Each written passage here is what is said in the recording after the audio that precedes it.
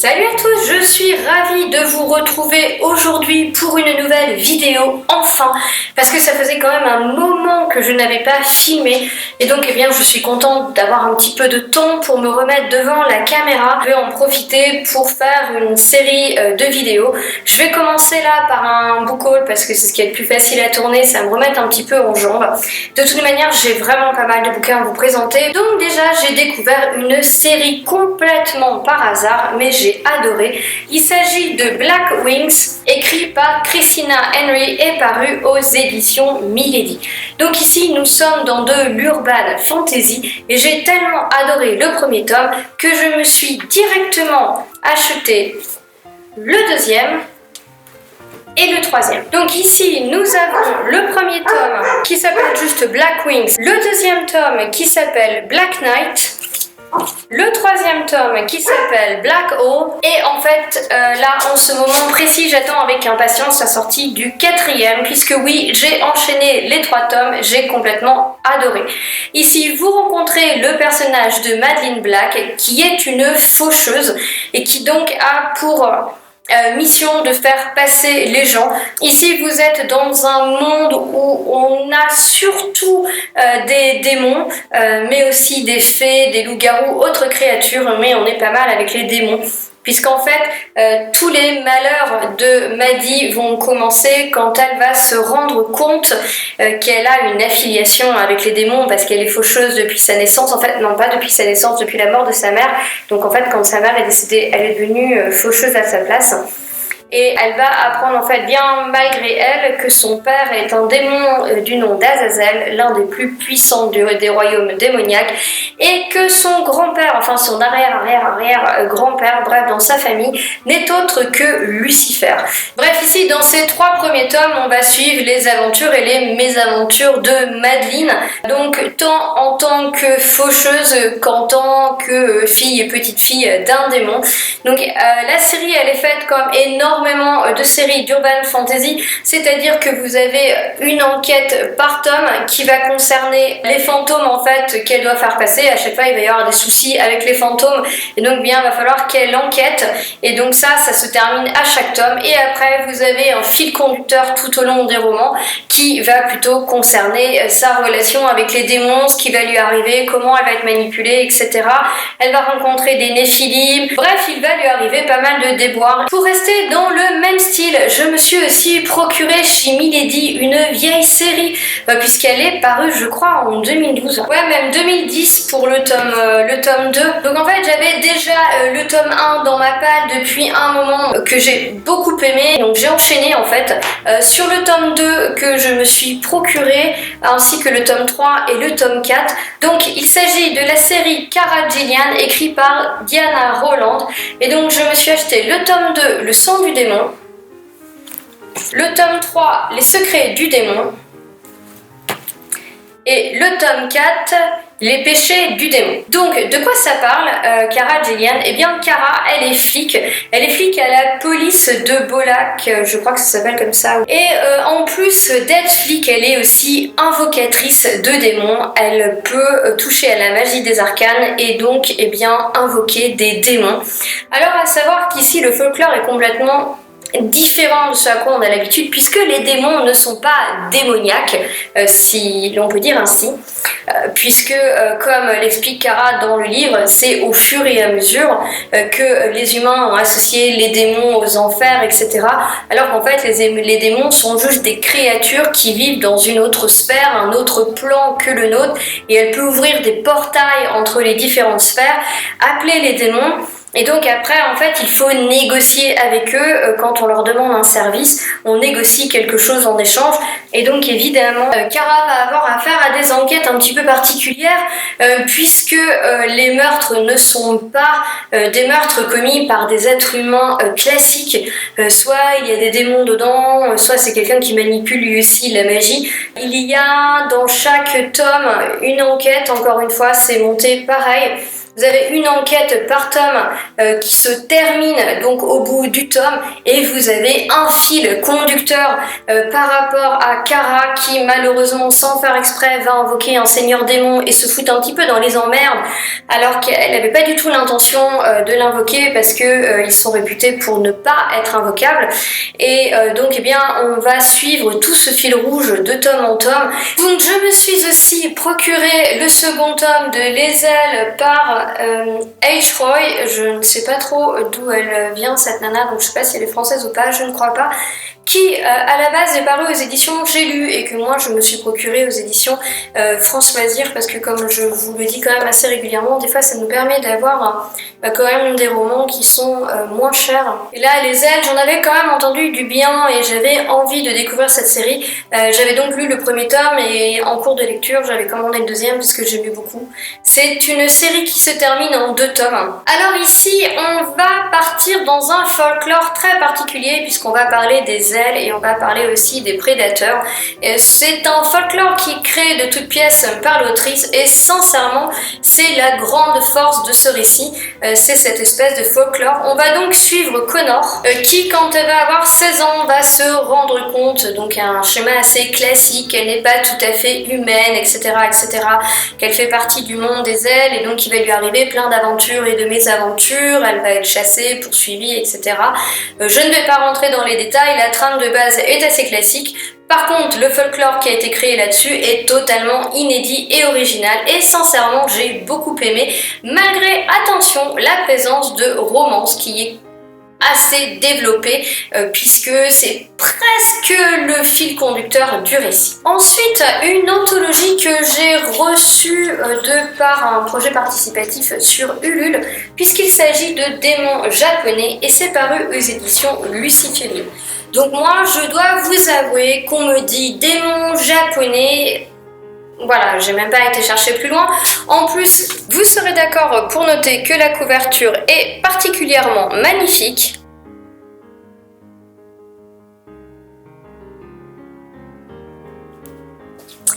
Et donc en fait ce que j'ai beaucoup aimé ici c'est que vous avez une histoire par démon et donc en fait on vous raconte la petite nouvelle, c'est des nouvelles qui sont très très courtes et qui du coup des fois manquent un petit peu de profondeur, mais il ne faut pas oublier que le but de ces nouvelles sont de vous présenter les démons et donc c'est vraiment finalement une mise en scène du démon. Et après la nouvelle, eh bien on va vous parler du démon, du folklore, etc.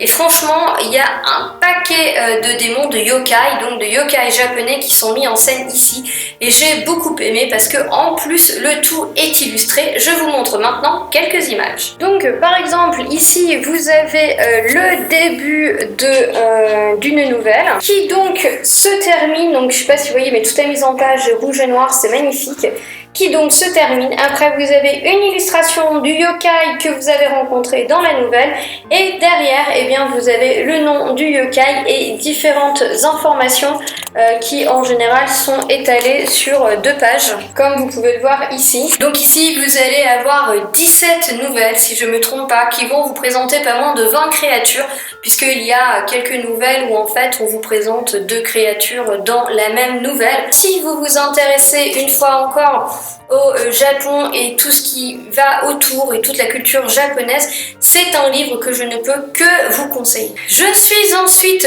tombée, bien malgré moi, sur un Laurent Gounel et donc évidemment j'en ai acheté un que je n'avais pas encore avec le philosophe qui n'était pas sage. Ne me demandez pas de quoi parle ce roman, j'en ai absolument aucune idée. Je sais juste que ça se passe dans une forêt tropicale ou je ne sais pas quoi. En tout cas, Laurent Gounel, moi je suis toujours, c'est très feel good, c'est assez philosophique mais sans être un essai non plus, c'est très feel good et ça fait toujours du bien, j'aime bien en avoir un dans ma palle, des fois si j'ai un petit coup de mou, j'en lis un et en général c'est très réconfortant, ça me fait toujours extrêmement bien. J'ai ensuite craqué pour Magic Charlie de Audrey Alouette et paru chez Gallimard Jeunesse. J'avoue que ce roman me faisait de l'œil, en plus faut-il préciser que cette magnifique couverture n'est pas totalement étrangère au fait que j'ai complètement craqué sur ce récit. Alors je ne sais pas si vous allez voir mais en fait une partie de la couverture est en vernis sélectif donc ça ressort, c'est super joli. et bien ça a l'air super sympa. Ici on va rencontrer un jeune garçon du nom de Charlie Vernier qui ignore a priori à peu près tout du monde des magiciens. Alors, je crois qu'ici voilà, ils sont écrits magiciers jusqu'à ce que par des circonstances que je ne connais pas, il va se rendre compte que sa grand-mère fait peut-être partie de cet étrange ordre de magiciens. Sauf que a priori elle court un grave danger et que s'il veut pouvoir la sauver et apparemment aussi se sauver lui-même, mais je n'ai pas lu, je ne sais pas, il va devoir devenir apprenti magicien, donc on peut supposer qu'il va aller dans une école de magie. Ensuite, j'ai reçu une suite que j'attendais avec impatience, mais je ne savais même pas en fin de compte qui sortait si tôt, et l'autrice m'a fait l'immense joie de me l'envoyer, puisqu'il s'agit du tome 2 des Secrets d'Aliel par Sarah Schneider, écrit aux éditions Le Chien qui pense. Donc c'est un roman de fantasy dont l'auteur m'avait fait découvrir le premier tome il y a peu, que j'avais beaucoup aimé, c'est un univers que j'avais vraiment beaucoup aimé. Et donc j'avais hâte de me replonger dedans et elle m'a fait le plaisir de m'envoyer cette suite. Donc ici en fait on va rencontrer Lila qui avait une vie plus ou moins normale, elle est orpheline, vit avec son frère, donc voilà, est-ce qu'on peut dire que c'est normal, dans un monde qui est assez médiéval, et un jour elle va se rendre compte que des créatures cherchent à la tuer et cette tentative va déclencher en elle l'apparition de ses pouvoirs qui jusque-là étaient endormis, et elle va avoir comme guide finalement un chat qui s'appelle Flynn, un chat capable de parler et qui va lui expliquer qu'elle est une Cynalion, finalement une créature d'une sorte de divinité puissance, qui donc a créé les Cynalions afin de combattre sa sœur maléfique Orga et ses Cynorgoths.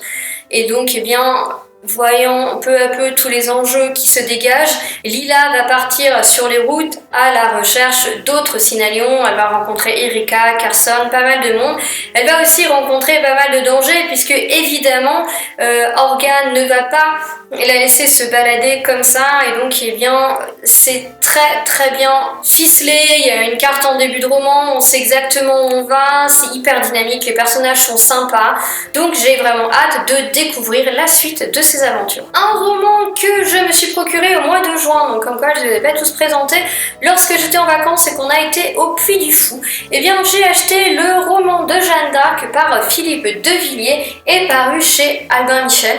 Philippe Devilliers, donc qui est à la base du Puy du Fou, il a mis en scène, romancé plusieurs vies célèbres. Et donc la première sur laquelle j'avais envie de me pencher, c'est Jeanne d'Arc. Alors je ne sais pas s'il a tout écrit lui-même ou s'il s'est fait aider, etc. La seule chose que je peux vous dire, c'est que c'est extrêmement bien écrit. Historiquement, c'est le plus fidèle possible. Et donc sincèrement, j'aime beaucoup. Je suis en train de le lire. J'ai lu 110 pages pour le moment, donc je le lis en parallèle d'autres romans parce que j'ai toujours besoin de ma petite dose d'imaginaire. Ensuite, eh bien, les éditions Lynx m'ont fait l'immense joie de me faire parvenir une box contenant les 2 premiers tomes de la série Le Passageur, écrit par Mel Andoris. Et donc le premier tome s'appelle Le Coq et l'Enfant, le deuxième tome s'appelle Le Serpent et le Journal. Et donc ils sont là, ils sont magnifiques. Je vais vous montrer un petit peu ces merveilles de plus près, mais d'abord 2 mots sur l'histoire. On rencontre ici Matteo qui vient d'avoir 16 ans et qui sait que les fantômes existent tout simplement parce que sa propre mère avant lui avait la capacité de les voir. Et même plus que ça, puisqu'elle était chargée de les faire passer dans l'autre monde quand ils ne voulaient pas passer. Et donc en fait, les fantômes qui ont besoin d'aide pour passer sont des fantômes qui ont encore des choses à régler sur Terre. Donc eh bien, elle était chargée de les aider, d'aider à régler leurs problèmes afin qu'ils puissent tout simplement pouvoir passer dans l'autre monde et ne pas finir par devenir un fantôme, un spectre extrêmement dangereux. Et il faut savoir que s'ils échouent dans leur mission, le spectre devient tellement dangereux qu'il dévore sa passageuse. Et donc sa maman est décédée et donc elle devait transmettre son pouvoir à l'une de ses filles, puisque les passageuses ne sont que des femmes. Sauf que pour des raisons que je vous laisse découvrir dans ces romans, Matteo va se retrouver avec le don de passageur. Il est donc le premier passageur de l'histoire, en tout cas le premier passageur que l'on connaît. Donc il n'est évidemment absolument pas prêt à prendre la relève parce que rien ne le prédestinait à devenir passageur. Donc tout lui tombe dessus un petit peu comme ça, il va devoir apprendre sur le tas, etc. Ce qui nous permet aussi de découvrir cet univers avec lui. Ce que j'adore en fait dans la construction de ces romans, c'est que pour les aider, Matteo va devoir retourner à l'époque où vivaient ces fantômes. Et donc eh bien, dans le tome 1, on va à l'époque de la Commune, donc c'est 1870 je crois, et dans le tome 2, on se plonge dans la Seconde Guerre mondiale. Et cette introduction du passé dans les romans, ce mélange entre historique et fantôme, j'ai sincèrement adoré. Donc, pour vous montrer les deux romans, ils sont là.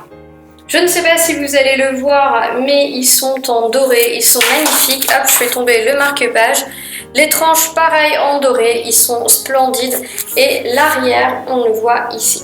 Ensuite, j'ai fait comme qui dirait une petite razzia aux éditions du Chat Noir, donc je voudrais vous les présenter. Eh bien, le premier, il s'agit de Mortal Song par Megan Crew. C'est dans la collection Neko, ça se passe donc au Japon. On va rencontrer Sora qui pense être l'héritière du royaume des esprits du mont Fuji. Mais lorsqu'une armée de spectres va envahir la montagne et qu'elle va échapper de peu à l'ennemi, on va apprendre à Sora qu'en fait, elle n'est absolument pas cette héritière, que l'héritière a été cachée quelque part, qu'elle n'était qu'un appât, un faux entre guillemets, et donc eh bien déjà il va falloir qu'elle fasse avec, qu'elle apprenne que bien finalement non, elle n'est pas grand chose, mais en plus on va lui donner comme mission d'aller chercher cette héritière. Ensuite un roman que je croyais vous avoir déjà présenté, alors je ne sais plus, c'est une romance contemporaine écrite par Clémence Godefroy et qui s'appelle Love in 56K. On va rencontrer ici Erika dans les années 97-98, donc elle a rentré septembre 97, elle rentre au lycée et on est au tout balbutiement, en premier balbutiement d'internet. Elle va donc découvrir internet, les forums, le partage et le monde de la fanfiction entre autres. On va donc suivre sa tranche de vie et sa découverte d'internet, les premiers pas d'internet. Moi j'ai beaucoup aimé, c'est tout à fait ma génération, j'étais à peine plus jeune qu'Erika à cette année-là, donc pour moi c'était plein de souvenirs. Toujours la même autrice dans un genre complètement différent puisqu'il s'agit du premier tome des héritiers d'Higashi qui s'appelle Okami Hime, donc toujours écrit par Clémence Godefroy aux éditions du Chat Noir.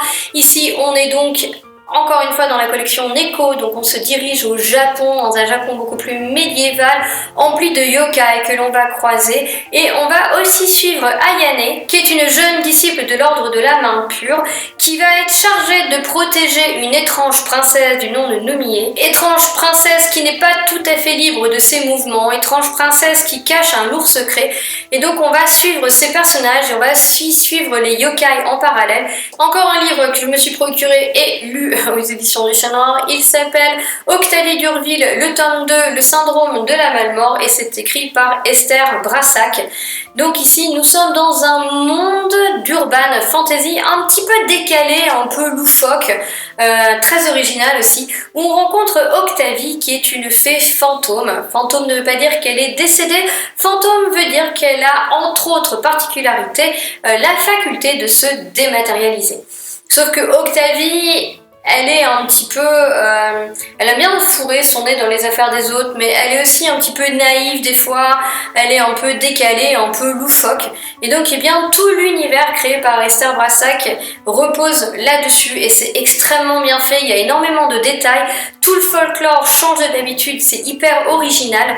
Et donc, sincèrement, si vous avez envie de lire une urban fantasy qui change, hein, parce qu'on est très très loin de l'urban fantasy de chez Milady, etc., eh bien, n'hésitez pas. C'est une trilogie et le troisième et dernier tome va sortir fin septembre, si je ne dis pas de bêtises. Toujours dans le style sitôt acheté, sitôt lu, je me suis aussi procuré la nouvelle série de Bettina Nordé qui avait déjà écrit une trilogie aux éditions du Chat Noir, une trilogie en urban fantasy, et elle revient ici avec quelque chose de beaucoup plus fantasy tout court, avec le tome 1 de Sang Maudit qui s'appelle Alliance Forcée.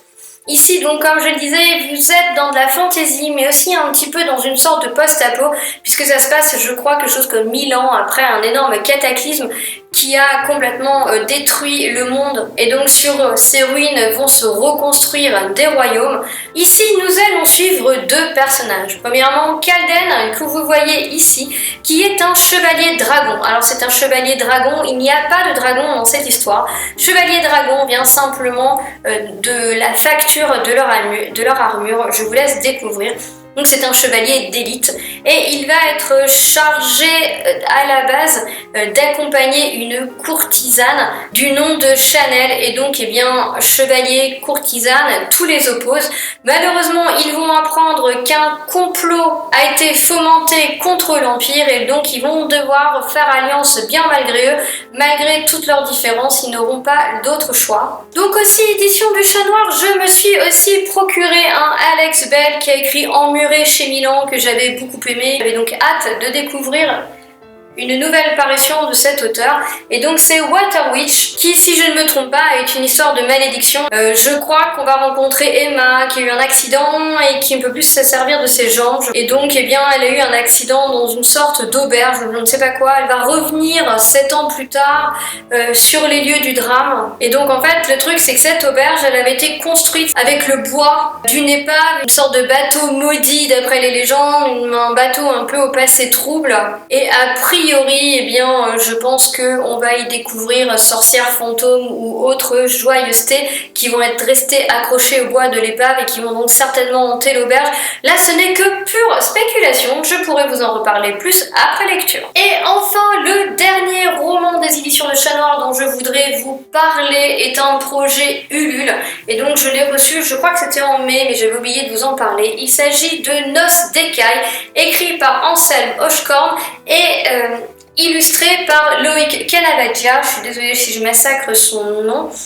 Donc Anselme Hochkorn, je ne sais pas si vous connaissez, mais c'est un auteur qui a une plume fantastique, hyper poétique, avec toujours une très très belle imagination. Et Loïc Canavaggia est un dessinateur qui a vraiment énormément de talent, ils bossent souvent ensemble. Et bah, quand j'ai vu qu'il faisait quelque chose des éditions du Chat Noir, je n'ai pas hésité un quart de seconde. Donc, dans cette histoire, puisqu'il s'agit d'un roman graphique, nous allons rencontrer Emric, qui est un peintre qui va se retrouver, si je ne m'abuse, exilé de son village, parce que je crois qu'il est un peu coureur de jupons. Et donc, il va décider d'aller vivre dans la forêt un peu particulière qui hante les esprits avoisinants, puisque cette forêt est connue et reconnue pour abriter une vouivre. Et donc, eh bien, est-ce un fantasme ou une réalité? Il semblerait que notre jeune peintre va bientôt le découvrir. Je vous montre quelques illustrations. Alors on continue et j'essaye d'accélérer un petit peu parce que sinon cette vidéo va durer 107 ans. J'ai aussi craqué pour le tome 1 de Silver Battle et le Dragon d'eau, écrit par Cadet Albrook et paru aux éditions Lumen. Donc c'est un roman qui a déjà fait pas mal parler de lui. Je ne vous redirai pas la 4e de couverture parce que je crois que je ne l'ai jamais lu et je n'ai pas l'intention de la lire. Je sais qu'on y parle dragon et moi ça m'avait suffi, et je noterai les en-têtes de chapitres sur lesquels de sacrés efforts ont été faits. J'apprécie, c'est vraiment très sympa. Autre roman que je me suis procuré, c'est une intégrale. Je l'ai pris parce que vous savez, des fois Brajon fait une collection à 10 €. Et là, vous avez quand même l'intégrale des 3 tomes de la guerre des démons de Raymond Fest. Je n'ai pas encore découvert l'écriture de Raymond Fest et je pensais que ce serait quand même bien l'occasion. Je pourrais pas vraiment vous dire de quoi ça parle parce qu'en fait je m'en souviens plus, je sais même pas vraiment si je l'ai lu. Moi j'ai juste vu Démon intégral, je trouvais que c'était bien, c'était Raymond Fest et j'avais envie de découvrir, donc je l'ai acheté. Ensuite je me suis procuré sur 2-3 vide-greniers quelques romans qui m'ont absolument rien coûté, genre 2 € ou des trucs comme ça. Donc le premier, il s'agit de Un jeu interdit par L.J. Smith, paru chez Michel Lafon, et donc en fait ici c'est l'intégrale de la trilogie. L.J. Smith, je crois qu'elle a écrit Night World aussi ou quelque chose comme ça. Bon voilà, j'aurais peut-être pas acheté neuf, mais là il était 2 cases, vraiment pas cher, je me suis dit pourquoi pas. Donc ici en fait on va rencontrer un couple de jeunes lycéens je pense, et qui va vouloir, elle va vouloir organiser une super fête d'anniversaire pour son compagnon, et elle va donc acheter sur conseil du vendeur un jeu assez spécial, apparemment il s'appelle Le Jeu, et donc elle va construire le plateau avec ses camarades et elle va comprendre trop tard quelles sont les véritables règles de ce jeu. Et donc apparemment ses camarades et elle vont devoir franchir un à un toutes les pièces d'une demeure maléfique et ils vont devoir y affronter leur pire cauchemar. Et je crois qu'ils ont que toute la nuit pour s'échapper et que sinon ils resteront enfermés pour toujours ou quelque chose comme ça. Bref, le synopsis avait l'air sympa. Et voilà, au prix du roman, 2 € pour une trilogie, ça aurait été vraiment dommage de pas tenter l'expérience. Donc il me reste 4 romans à vous présenter et tous ont été achetés au cours de vide-grenier, donc vraiment pour pas grand chose, comme celui-là qui est Le Rituel par Adam Neville. L'auteur d'Appartement 16, ouais, je crois que c'était déjà paru chez Bras Jaune, c'était déjà un peu l'horrifique. Là, on a 4 amis de fac qui vont camper dans une forêt scandinave, sauf que apparemment leur super camping va vite se transformer en cauchemar. Il va y avoir des mises en scène macabres, des sacrifices païens, sacrifices qui vont être commis en l'honneur d'une créature millénaire. Et donc apparemment ils vont se retrouver bien malgré eux pris dans un étrange rituel ou je ne sais quoi. Bon bref, la 4e reste assez mystérieuse mais elle donne quand même vachement envie et donc j'avais sincèrement hâte de pouvoir découvrir ce roman. Je me suis aussi procuré un vieux roman parce que c'était encore dans la collection Black Moon de chez Hachette. Il s'agit de Le jour où le diable m'a trouvé par April Geneviève Tucholk, quelque chose comme ça. Je suis certainement en train de massacrer son nom, mais m'en demandez pas plus. Voilà, je ne sais pas, je crois qu'il n'avait pas eu d'excellents retours, ce livre à l'époque, mais encore une fois, je l'ai payé 1 € ou 2 €, donc ça valait le coup de tenter. Ma grand-mère évoquait constamment le diable, un peu comme s'il s'était agi de son meilleur ami ou d'un ancien amant. Je sentais que je pourrais moi aussi vivre un jour cette relation si particulière et j'étais terrifiée. J'ai supplié ma grand-mère, même après sa mort, de tenir le diable à l'écart, ce qui ne l'a pas empêché de me trouver. Voilà, j'en sais pas plus, j'espère simplement que ça tourne pas trop autour de la romance, parce que c'est un petit peu ce que laisse présager la 4e couverture, ce qui me faisait un peu peur. Mais bon, là c'était l'occasion de tester ce roman pour 3 fois rien. Je vous présente le dernier de ce book haul, il s'agit d'Abarat, Jour de lumière, Nuit de guerre par Clive Barker. Paru aux éditions Albin Michel Louise, c'est paru il y a très longtemps et normalement ça doit être je crois le 2e tome puisque j'ai déjà le 1er tome dans ma palle. Je crois qu'ils sont difficiles à trouver neufs, en tout cas ils valent 24,50 € et là c'est pareil, j'ai trouvé pour 3 € celui-là je crois. Donc c'était vraiment l'occasion, pareil le 1er tome d'Abarat je l'avais acheté de casse, tout pareil. C'est Estelle Faye qui m'avait conseillé de découvrir cet univers où apparemment il y a de la magie, etc. Où tout est basé sur les couleurs. Donc j'avais envie de le découvrir. Et il y a des illustrations qui sont un peu spéciales, mais il y a des illustrations tout au long du roman. Voilà, donc apparemment il y a 120 illustrations, c'est l'auteur lui-même qui les a faites, donc j'ai hâte de découvrir. Donc voilà les amis, j'en ai terminé avec ce nouveau book haul. Comme vous pouvez le voir, il est conséquent puisque j'ai plus de 2 mois, j'ai 2 mois et demi là de réunis ensemble. Donc je suis désolée, ça faisait une vidéo un petit peu longue, mais je n'ai vraiment pas eu le temps avant de filmer, c'est un petit peu difficile cette année. Mais j'essaye quand même de temps en temps, quand je trouve du temps, de vous en tourner, essayer de vous proposer un peu de contenu plus ou moins régulièrement, alors pas très régulièrement c'est vrai.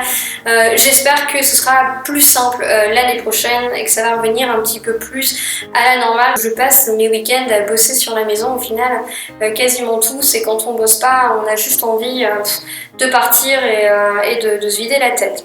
Voilà, en tout cas à tous, je vous souhaite une très bonne journée, de très bonnes lectures et je vous dis à bientôt. Ciao, bye.